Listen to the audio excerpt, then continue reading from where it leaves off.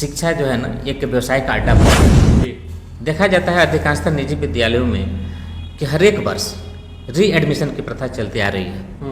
और इस तरह से कोरोना के बाद जिस तरह से राज्य और देश का स्थिति गड़बड़ हुआ, अर्थव्यवस्था दिन पर दिन दयनीय होते जा रही है, तो इसमें एक बच्चे का एक साल एडमिशन 200-400 रुपये में तो एडमिशन लोग लेता नहीं है।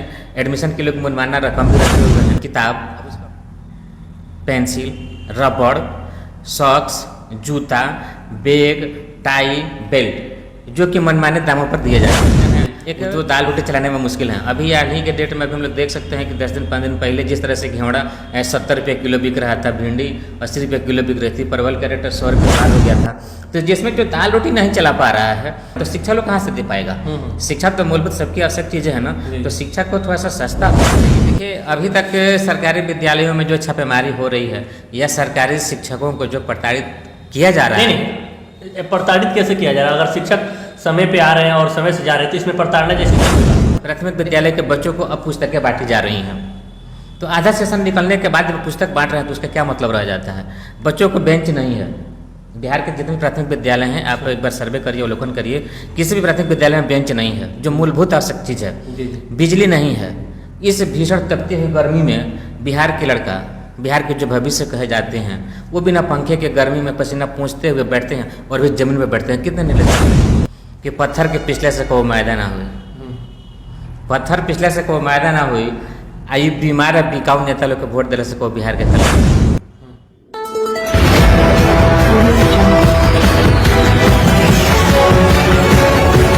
नमस्कार, मैं अबुल हसन, आप देख रहे हैं बिहार लाइव टीवी।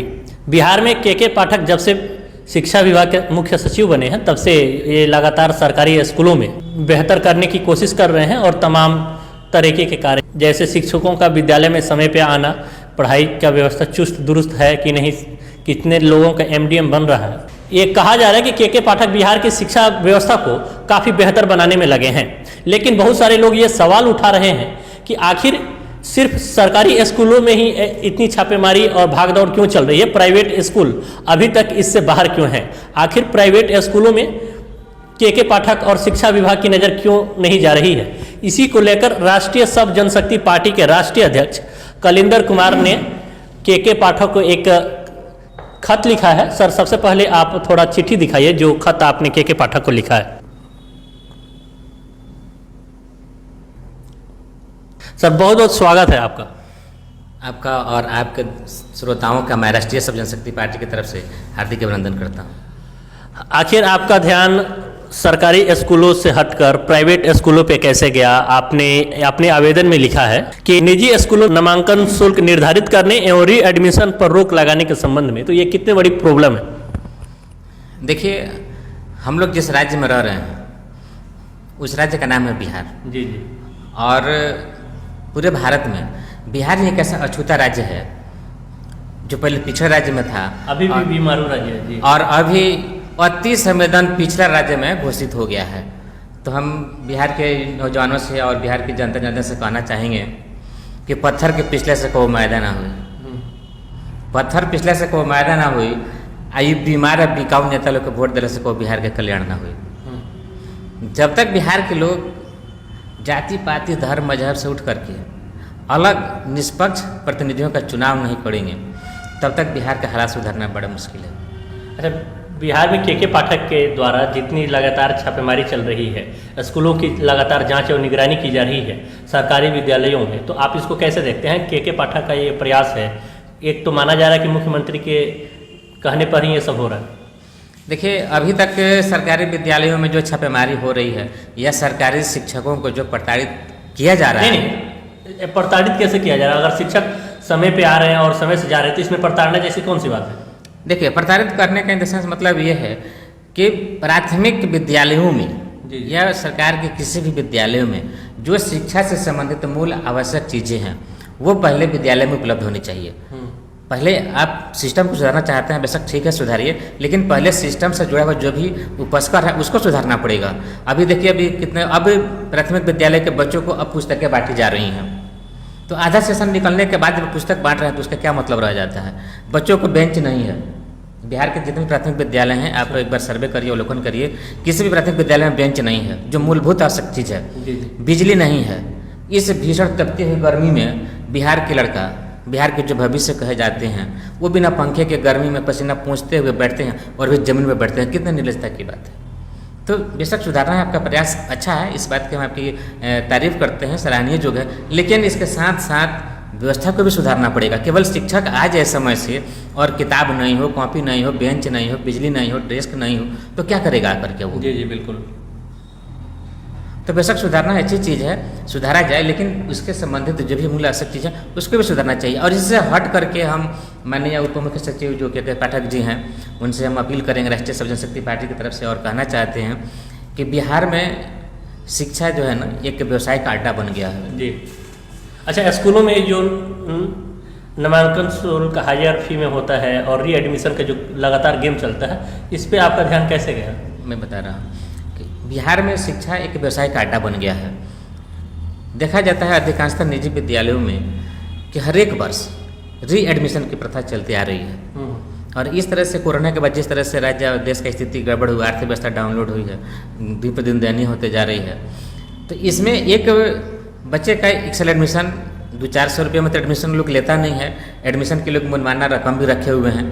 अब उसको अपने हम जवानों से क्या कहें, अलग अलग स्कूल अपना अलग अलग हिसाब से लोग बना लिया है, एडमिशन चार्ज अलग अलग रखे हुए हैं अपनी व्यवस्था के हिसाब से। अपनी व्यवस्था के हिसाब से अब स्कूल क्या कर रहा है कि किताब, पेंसिल, रबड़, सॉक्स, जूता, बैग, टाई, बेल्ट जो कि मनमाने दामों पर दिए जाते हैं। एक देख लीजिए नर्सरी क्लास का है जो किताब होगा, वो कम से कम जो सस्ता भी देगा ना तो कम से कम 25 रुपये के नीचे नर्सरी किताब का बच्चा का उपलब्ध नहीं हो रहा है।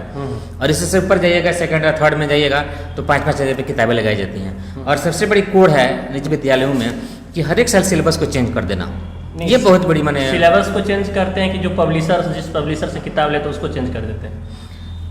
अब सिलेबस आप चेंज कर दिए, कुछ पैटर्न उसमें चेंज कर दिए, कुछ बुक चेंज कर दिए कि हाँ भाई हमारा इस साल पब्लिकेशन चेंज हो गया। हाँ, उसमें क्या है कि मोटी रकम मिलती है इन लोगों को, कमीशन भी अच्छा मिलता है। तो हर एक साल जब सिलेबस को चेंज कर देंगे तो इसमें कमाई बनेगा। नहीं, सीबीएसई तो कहता है कि आप जो एनसीईआरटी का सिलेबस उसी को पढ़ाइए, तो फिर अलग से हिसाब देखने को क्यों मिलता है आपके हिसाब से? सीबीएसई का जो आप नाम रख रहे हैं ना, तो सीबीएसई में क्या है कि सीबीएसई से एफिलेटेड स्कूल बहुत कम है। जी जी। और जो सीबीएसई से एफिलेटेड जो स्कूल है उसमें क्या उसका बुक तो सस्ता है। हाँ। और वो टाई बेल्ट बैच भी अपने यहाँ नहीं बेचते हैं। हाँ। वैसे मैं किसी का पक्ष नहीं ले रहा हूँ, लेकिन सीबीएसई बोर्ड से जो एफिलेटेड स्कूल हैं उसमें भी सबसे बड़ी कमियाँ क्या है कि हर एक साल रीएडमिशन। सीबीएसई नामांकन शुल्क तो मनमाना रख लिए हैं। अच्छा अच्छा। ये तो हम लोग कई जगह से पता करवाए तो पता चल रहा है कि 8,000 से नीचे तो सीबीएसई बोर्ड का एडमिशन चार्ज ही नहीं है। जी जी। और जो एफिलेटेड हैं सीबीएसई बोर्ड से अलग अलग जो विद्यालय हैं वो एडमिशन चार्ज 10,000 रुपया, किताब, बेल्ट, बैच, टाई का जोड़ करके कम से कम एक बच्चे का 25,000 रुपया का पर साल प्रति ईयर 25,000 रुपया के लगभग वो लोग अपना टारगेट बनाते हैं। अच्छा। तो इस तरह से हम कहना चाहते हैं कि एक अभिभावक जिसके पास 2-3 बच्चे हैं जो पढ़ाना चाहते हैं, तो जिसके पास इतनी मोटी रकम नहीं होगा 2 बच्चों को पढ़ाना हो, तो कम से कम 50,000 रुपये 60,000 रुपये आपको एनुअली उसमें इन्वेस्टमेंट है। तो एक गरीब व्यक्ति अपने बच्चों को अच्छा शिक्षा कैसे दे सकता है? जी। आप ये कह रहे हैं कि एक तरफ जहाँ बिहार में अमीर और गरीबों के बीच एक गहरी खाई है, बिल्कुल शिक्षा व्यवस्था में भी अमीर और गरीब बच्चों के बीच भी एक गहरी खाई है। बिल्कुल खाई है। गरीब जो अभिभावक हैं, जो गार्जियन हैं, वो जो दाल रोटी चलाने में मुश्किल है। अभी आज ही के डेट में अभी हम लोग देख सकते हैं कि 10 दिन 5 दिन पहले जिस तरह से घेवड़ा 70 रुपये किलो बिक रहा था, भिंडी 80 रुपये किलो बिक रही थी, परवल का रेट 100 रुपये पार हो गया था। तो जिसमें जो दाल रोटी नहीं चला पा रहा है, हमने तो पता किया कि अधिकांशतः घरों में सब्जियां बनना बंद हो गई होंगी, बंद हो गई थी, ये आप जानते होंगे। अधिकांशतः घरों में बेसन बन रहा था, चना का बेसन छोला बन रहा था, जैसे तैसे लोग अपने नियमित भोजन कर रहे थे। तो आज तो गरीबों की थाली से टमाटर गायब हो गया। टमाटर का रेट आज 200 रुपये किलो पार कर रहा है। जी जी।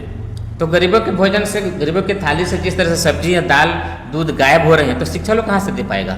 शिक्षा तो मूलभूत सबकी आवश्यक चीज़ें है ना। तो शिक्षा को थोड़ा सा सस्ता होनी चाहिए, तभी ना गरीब आदमी अपने बच्चों को अच्छा शिक्षा दे सकता है, क्योंकि कहा जाता है कि बच्चे देश के भविष्य होते हैं। अच्छा, अगर मान लीजिए के पाठक आपकी मांगों को अनसुना कर देते हैं, आपकी चिट्ठी जो खत लिखा आपने इसको इग्नोर कर देते हैं, इसके बाद आपका नेक्स्ट कदम क्या होगा?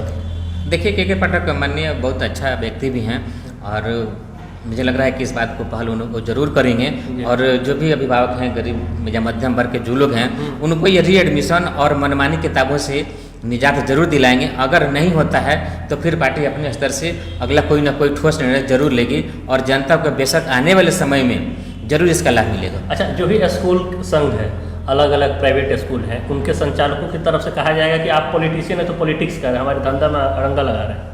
नहीं, ऐसी कोई बात नहीं है। बहुत सारे स्कूल वाले लोग इस काम को सराह भी रहे हैं और बहुत अच्छा लोगों का सहयोग भी मिल रहा है कि बहुत ही एक अच्छी पहल है। स्कूल वाले भी बहुत सारे स्कूल वाले भी इसका मतलब समर्थन दे रहे हैं कि सर आपकी बहुत अच्छी पहल है कि शिक्षा है सबका मूलभूत अधिकार है, मिलना चाहिए, लेकिन री एडमिशन पर रोक जरूर लगनी चाहिए। जी। इसमें बहुत से अच्छा लोगों का स्नेह और विद्यालय संचालकों का भी साथ और सहयोग मिल रहा है। चलिए सर, हमसे बातचीत करने के लिए आपका बहुत बहुत शुक्रिया। आप देख रहे हैं Bihar live TV, camera person के साथ में अबुल हसन, गोपालगंज।